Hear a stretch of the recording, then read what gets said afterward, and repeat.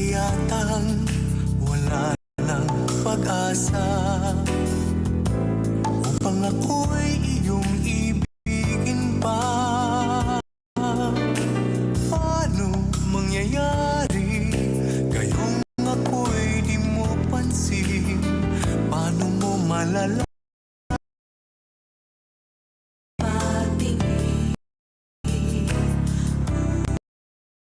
Lagi na lamang sa aking isipan, sana ito'y iyong nasana.